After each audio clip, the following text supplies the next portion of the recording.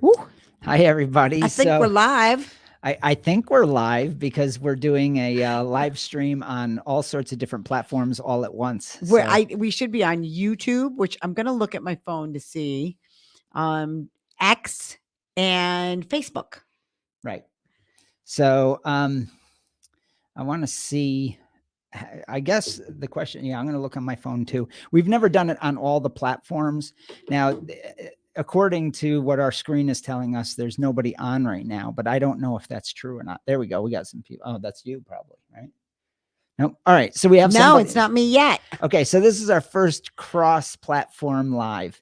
We're going through a StreamYard to do it. And yeah, we've never done this before. So all right, we got some people on. So here's what I want to talk about. So Michelle's going to futz around with the computer. The thing I want to talk about today is, if you know the freedom model, one of the things that you might know is that we talk a lot about in the research active placebos. In other words, that drugs, alcohol and illicit drugs and other types of drugs are something happens in your body, right? You take the drug, you drink, we'll use alcohol as the example. And so you take the drug and then, okay. I'm sorry. Okay. I can so, see us. So you take the drug, something happens in your physical being, and then you interpret that experience in a certain way. And so the part that's the placebo is that you interpret this as magical, as a magical experience. Let me give you an example. With alcohol, one of the greatest myths is that alcohol takes stress away, it takes anxiety away, or it provides an escape.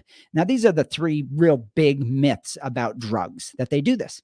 Now, what's interesting, though, is in the freedom model, we have a lot of people who have moved on from their drug of choice. They've changed their lives, but they're not quite there yet. And I'm watching this. You have a certain select group that have moved on, like Michelle and I have, right? You figure it out. You realize the drug isn't doing for you what you think it's doing, and you move on from that experience, and you say you either abstain or you moderate without any problems, right? So now let's say you're a successful moderate drinker and you've moved on with your life, or you abstain and you move on with your life, and you don't do anything to maintain recovery. You simply live your life without that problem anymore. So that's the ultimate goal of the freedom model. That's what we're good at. That's right. But then there's people that live, and I call it recovery purgatory. That's a term that I've coined in the last couple of weeks because I see it. And it's an ugly place to be, because a lot of times you don't know you're in it. And that is that you have one foot believing that the drugs still contain magic. Yeah. There's some sort of ability of the drug to take away pain, take away anxiety. And here's the problem is now you have people believing that, okay, I used to boot heroin, but now what I need to do to get over my heroin problem is I need to microdose. So there's all this sort of silly, sort of bad research that says that microdosing will open your mind to have you get through your problems. So now you're taking a drug to get off of a drug or to solve problems. And it's the same thing you did with heroin. It's the same idea. But now, because the drugs are good, or it's clinical, or, and so people get caught in this strange place. The strange place is drugs are evil and drugs are wonderful, right? It's the same problem. It's putting drugs on a pedestal, whatever drugs they are. And there's always darling drugs. There's always drugs that everybody is like, oh, that drug is bad, but this drug is good. The same thing happens with food, really. And the wonderful food of the day, this is a superfood. And then of course it's an evil food. And I mean, we do this with so many things. Yeah. And can we say your quote? Yeah, absolutely. Absolutely. Mark said something at lunch today and I wrote it down, and he said, go ahead. People would rather believe in crystals than believe that they're a thinking person. Then, they'd rather believe a rock. Yeah. Than a rock. Than believe that they're capable. It's a really marvelous ability for humans to ignore themselves. You have this thing called consciousness, your ability to think. You have a thing called free will. You have the ability to choose. You have this amazing ability to reason. Yeah, you are the miracle. And we ignore that and we say, I need ibogaine. I need Suboxone.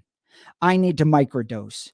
I need antidepressants. I need anti-anxiety medications. I need to hit the bar. I need alcohol. I need coffee in the morning. I need crack. I need heroin. And all. Can I qualify something? Yeah. We're not down on drugs. You can take whatever damn drugs you want. That's exactly right. Like, I enjoy a glass of wine now and again. On New Year's Eve, I had a few drinks. I had a nice little buzz going. I really enjoyed it. That's right. Did I believe I needed it? No. And could I have had fun without it? Absolutely. So I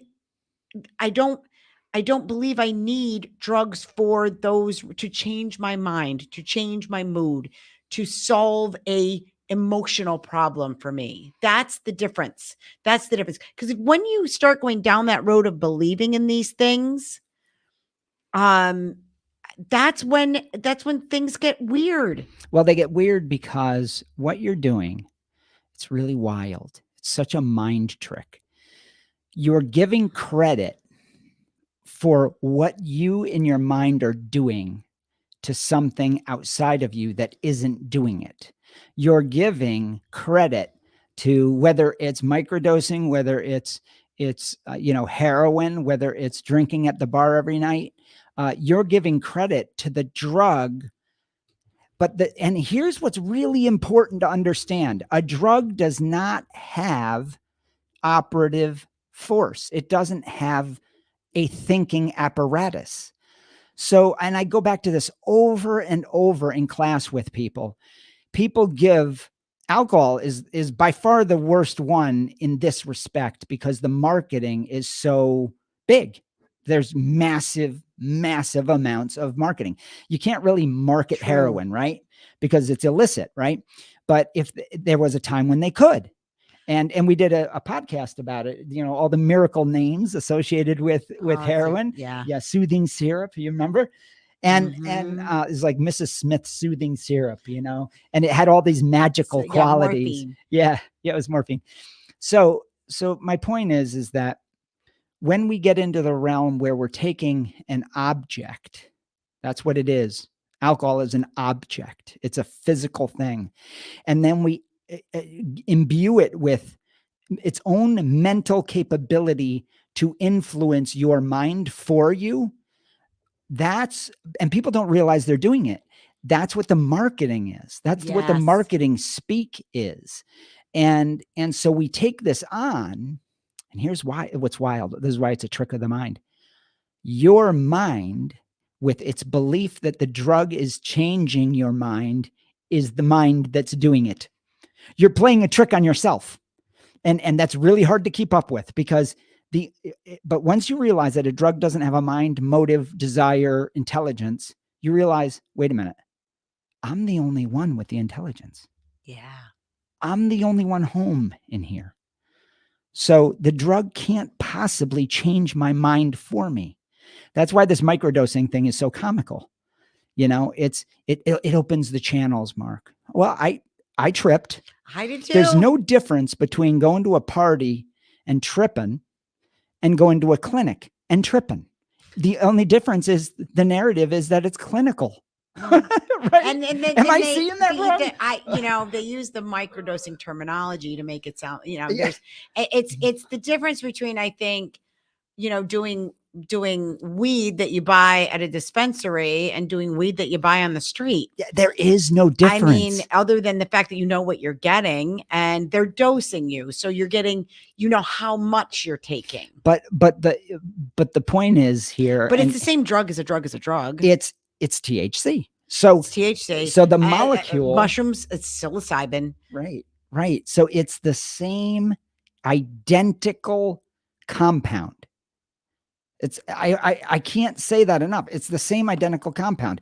So and I think it's okay if people feel like they're getting benefits from it. I do too. That's fine. But know that That's an active, that's what we call an active placebo. Yeah, you're creating the magic, folks. So here's what's interesting. Let's say that you were getting high, you were tripping, like I used to trip on mushrooms, right? Take a bunch of mushrooms, get high. And it was fun. And it was fun. Sometimes it was bad because I was in a bad mood or whatever, and I had bad shit going on. So whatever my mood was is what happened. So think about what I just said. Whatever mood I was in is how it played out. I imbued the physical sensation of mushrooms with whatever I was imbuing it with in my mind. And so we're not saying that drugs don't do something physically. They do. Oh, for sure. But you imbue it and you color it with your own experience. Then let's say that somebody came along and let's say I never experienced mushrooms that way in that set and setting. And somebody came along and said, you're going to take these same identical compound, physical compound, and you're going to do it in a clinical setting. Well, I'd have a clinical experience. How is it possible that the drug would know what room I was in, whether it was in my basement getting high or I was in a clinic? Right. The drug doesn't know, but it's the same compound. Yeah. It's the same molecule.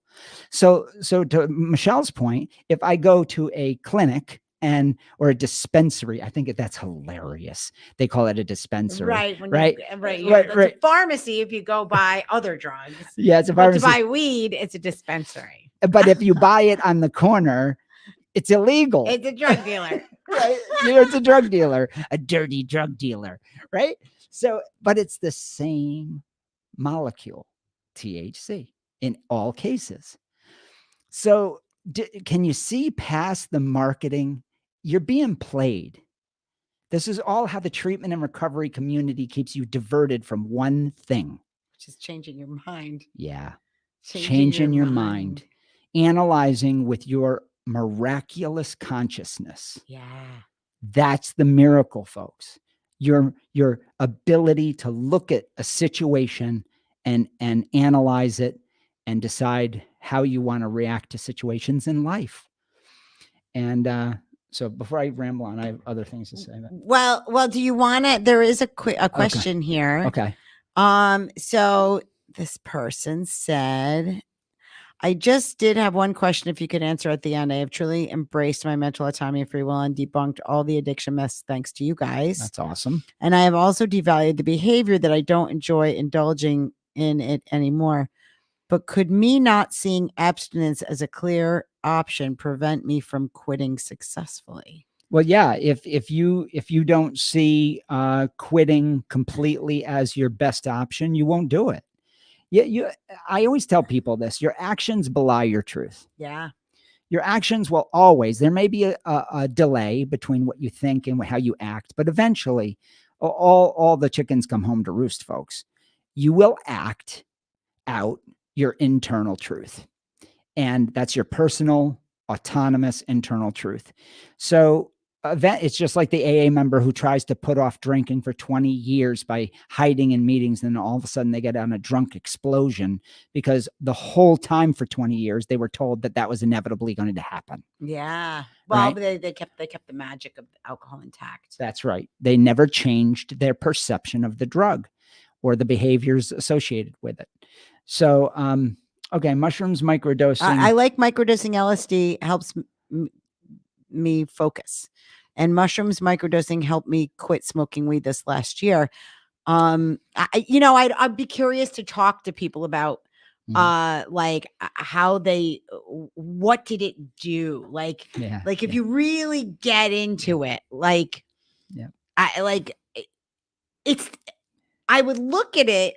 If you look at the research on naltrexone for alcohol and Suboxone, and there's some of the research on naltrexone is in our book. It's in chapter 2.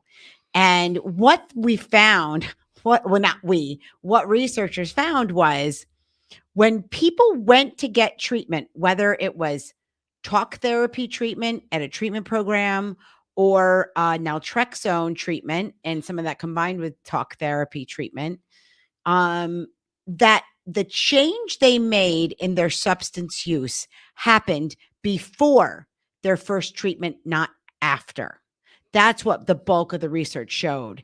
And then when you look at the people that went to the people that didn't end up going to any treatment, they did the same as the people that went to one, and they did the same as the people that went to all 12 treatment episodes, which was over 12 weeks. That's right. So it shows that when you go do something, whether it's go to meetings or go to treatment or take a medication or microdose, and your purpose of doing it is to quit smoking or quit drinking or do something else, and you follow through on doing it, right? You follow through on the treatments, on the ritual, and you follow through on the this not doing what you were trying to stop doing.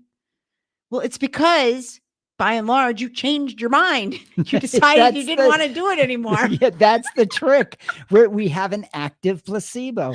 We're not saying that the microdosing didn't do something inside your body and your brain tissue. Right. But it didn't change your mind for you. That's it. You went to do it for the purpose of helping you to solve this problem. So if you were to go on a vision quest and sit in a sauna instead of microdosing, if somebody convinced you that that was the answer, you may get dizzy. And this is the placebo effect, right? You'll get feel physical dizzy. Changes for You'll sure. Feel physical changes. You might even be close to passing out. You might see, and that may cause you to even see visions, all kinds of things.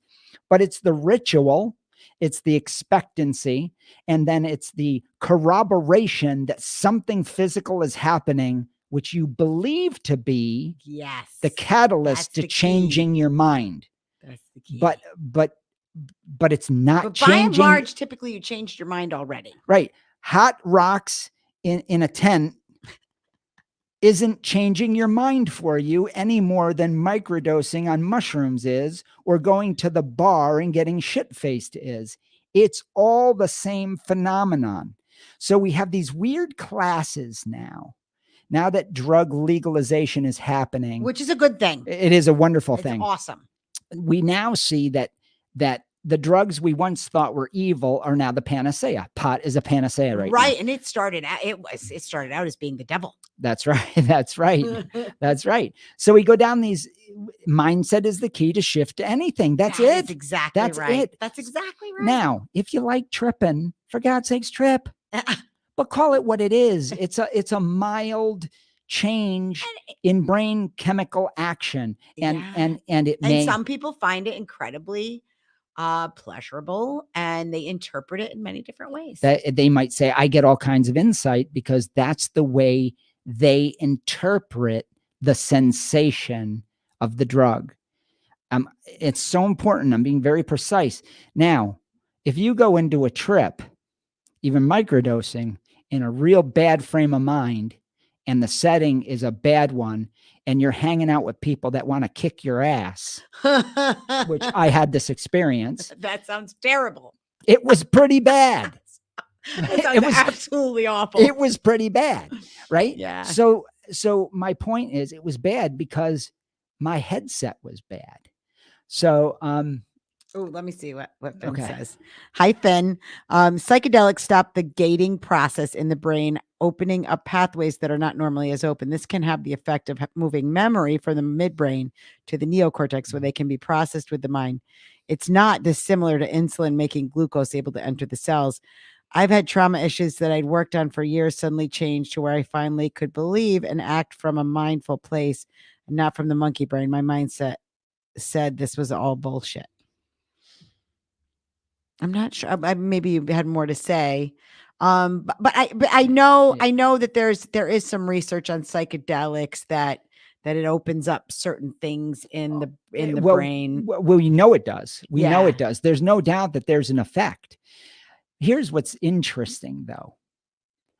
If the way our biochemistry worked in the brain was set for optimum performance as and it was set so that the drugs themselves were the optimum way to survive. It would adapt, and it would have adapted to that. Yeah. So we have this strange world where we have a change in the way we process consciousness that people say it makes us more open. Okay. But the expectancy, like I said, is if you have a bad day and you have that open consciousness, I guarantee you what you'll have is an exaggerated bad day. And because that's how you'll interpret it. It all comes always back to people say, yes, tripping does this, microdosing does this, it does this positive thing. But why don't they do it all the time then? Why doesn't every single person always go to a homeostasis? Why don't we change the homeostasis to the microdosing processing? Yeah. I didn't believe in the therapeutic effect, but it did happen. But it happened. But I'd done the mental work beforehand. The drug only moved it to where one can actually use one's mind. So I think what he's saying is the mindset mattered. Yeah. Look at mindset is everything with this. We can, I'll always go back to if your mindset, even with the knowledge that you have with the research, if I go in with mushrooms in a bad way, I'm still in a bad way. Now I can change that back. But my point is, I am doing that. The drug isn't doing it for me. And I think that this is where, Finn, people get really lost. You're talking about a very limited, narrow window of a positive experience because you were aware, your mindset, you had done the work beforehand, and you know a lot about this, right? Right. Instead, training, right? So I think that then it can work. Anything can work at that point. Beer can work. The good creature of God. I mean, seriously. Yeah. My point is, the mind is the operative force here. Yeah. Stop giving the drug the credit for changing. And are they tools? Only if your mind decides it's going to be a tool, because the operative force still remains your mind. We're playing mind tricks. Yes. Using drugs to play mind tricks on ourselves. And my point is, homeostasis, having a clean brain, is probably the best, only based on billions of years of evolution, right? And that's not to say there isn't a place for getting buzzed up and having a good time, but don't give it credit for changing you, because you are the only thing that can change you. I remember I showed Mark, there's this ad for this new cannabis company called, I don't know if they're new, but they're Mood. It's so and they awesome. Are literally advertising. It's awesome. That you can buy a specific gummy depending on what mood you want to get in. So they have gummies for energy, and they have gummies for relaxation, and they have gummies for getting in the mood. Yeah. And it's hilarious. It's the ads are fantastic. I mean, they're so they make me want to buy these gummies for real. They're that freaking good. And for whatever reason, they are scrolling on my feed. I watched it once. It's because of because we're doing research on it. Yeah. That's all that I see. They're just the best ads though.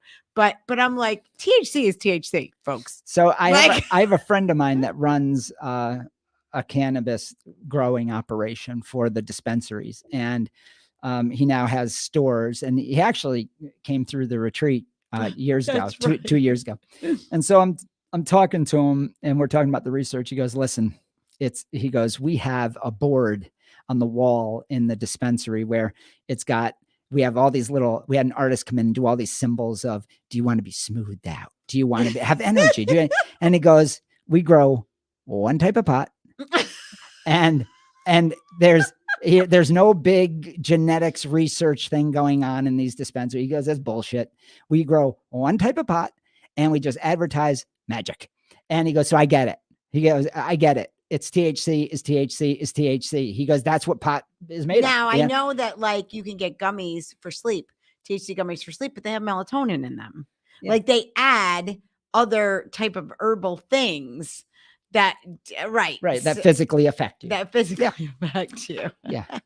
And the pot obviously physically affects you, but for sure. But it's not, it doesn't have a mind to know that you want to be in a mood to go get laid. It doesn't know that. Right. It gets you in the mood. Right. All right. Hi guys, I come from the porn. Can you read that? Because yes, I came from the porn use community and found your book, which was a great help. I just wanted to ask about your views on Alan Carr's work on usage, which many of the ex-porn users used to quit. I don't know what you mean by Alan Carr's work. I don't know. Did Alan Carr do a thing for porn? I don't know. I you know what? I don't. I know I know. Well, he's passed, but I know his organization has done books for substance use. I've read it for the drinking. I've read it for other behavioral things and smoking. Here's the deal with Alan Carr. Alan Carr's model for smoking is his best work because that was his thing. And the problem with most of Alan Carr's organizations works after that, I think he might have wrote the one on drinking too, and one other one, but he's passed, right? Yeah. But what's happened is there's so much nuance associated with drug taking because of the consciousness question that smoking, for instance, doesn't have. And when you get into behavioral addictions, it's all about consciousness. There's not a substance going in your body. So that nuance is really lost. I mean, the details, for instance, in the Freedom Model, our book, you're dealing with most of this 470 pages is dealing with the argument about what we're talking about, pharmacology, and the limited effects of drugs, what they actually do, and your interpretation of them. When you deal with Alan Carr, it just doesn't. They just don't have the backing of research on most of this stuff, and so I'm not sure about the porn. The question. I think it probably is okay for porn simply because it helps so many people with the cigarettes. I mean, I know that a lot of people who quit smoking with Alan Carr's. Yeah, it's good stuff. It's actually good stuff because because his thing was challenging the benefits. Yep. Right. Yeah. And we obviously agree with that. Yeah, we totally agree. That's part of the Freedom Model with respect to substance use as well. So, but with porn, I would have to read it. Yeah, he said, "Oh, sorry, I should have clarified. There is a person who rewrote Alan Carr's book on smoking for porn users. I'd have to read it. Yeah, and I haven't done that, so I'm not going to speak on that. So yeah, I don't know. So so we're coming up on. We've been doing this a half an hour. Have we really? We have. Yeah, sort of having fun. So I just want everybody to know that if you're in, this is where we started. If you're in recovery purgatory, and you're trying all these different things with other substances and you're experimenting, there's nothing wrong with that. Not at all. I don't want people thinking I'm anti anything. I'm not anti. I am fully, but I am about. We're pro-truth. Yeah, that's it. We're pro-truth. We're not anti anything. That's mean, if people want to go to AA, we don't care. I just don't hurt other people in the process, which is the problem with AA, quite frankly. Here's a great example. So I'm Catholic, and when I go to church every Sunday, it's the majority of it is ritual. It doesn't have, do I see God and the Holy Spirit descending down upon people? I don't. I don't see that. I don't see what the Bible talks about in a lot of the cases when I go to church, but the ritual matters to me because I've imbued it with my own imagery in my own mind, and I have had communion with my God. Now, did I make that up? Maybe, but I don't care. Right. I don't care because it was positive for me. So when somebody tells me that microdosing did this for them, I believe they believe that. I believe that too. I believe they believe that.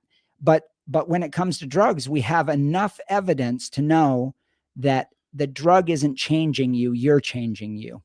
These are just tools that people use depending on whether they like the physical sensation or not.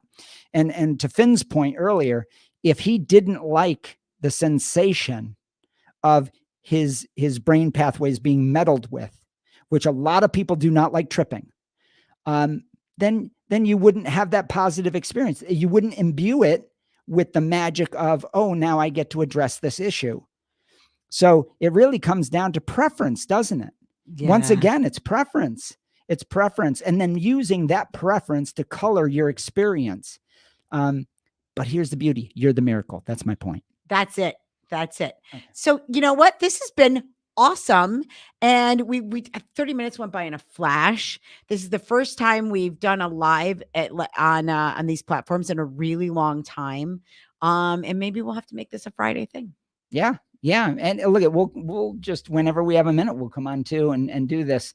Listen, we have the Freedom Model app, Freedom Model online program. Download our app, go to thefreedommodel.org, and go to the menu. If you're on a mobile, go to the menu and you can, go to mobile app and just download it right from thefreedommodel.org. And for people that don't know about the Freedom Model, you may not know, get the app, and then you can look at all the samples of everything that we do. There's all kinds of stuff. Yeah, there is. Yeah, there is. So I hope everybody has a great weekend. And join our masterclass too. Oh yeah. Get our free masterclass. We have it every single week. The next one is next Wednesday at noontime Eastern. Thanks. All right. Bye everybody. Thanks everybody.